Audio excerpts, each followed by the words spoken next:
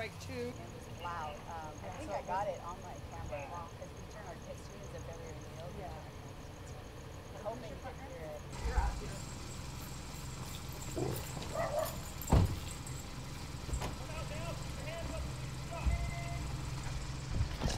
Running to the front side, running to the front side. Running to the front.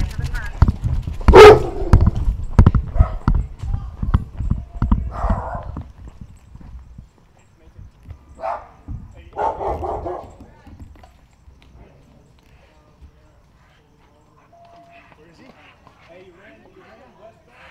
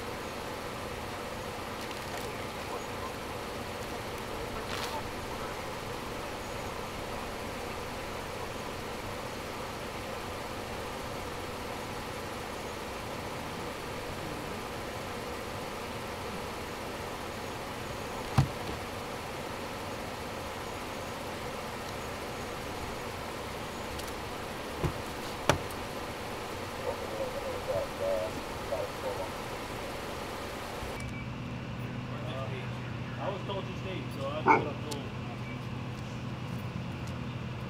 My ass for 8. Yeah.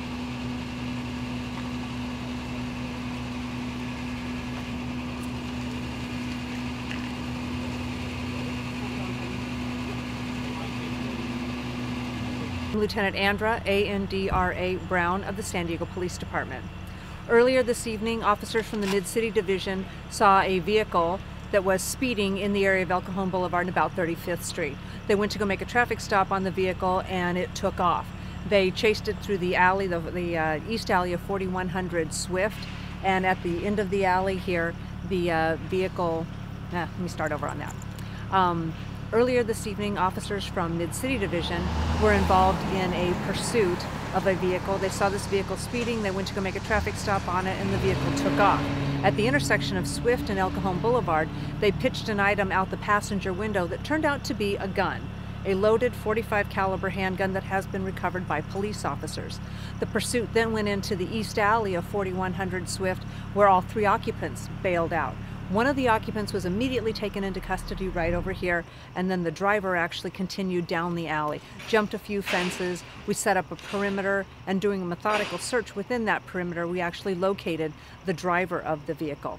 Officers made contact with him at the back fence, gave him orders and commands to surrender and come back to them. Instead, he ran towards the street, towards the front of the house, where he jumped a fence into the arms of the police officers that were waiting for him.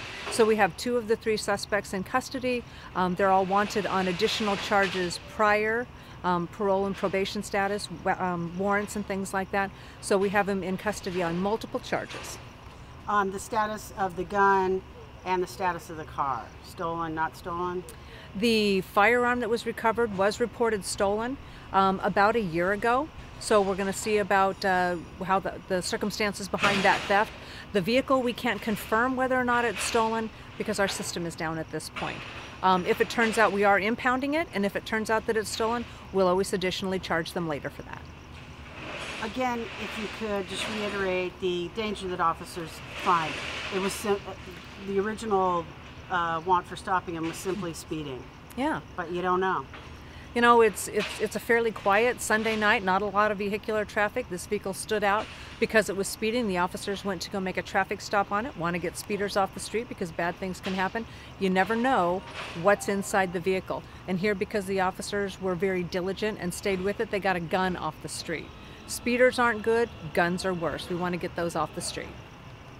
Excellent. And just to confirm, you said 3 people in the car, so what? Can you go over that again about who was what and who got into custody in what order? Sure, Okay. sure. There were originally 3 occupants of the vehicle, a driver, a front passenger, and a rear passenger that was seated behind the driver.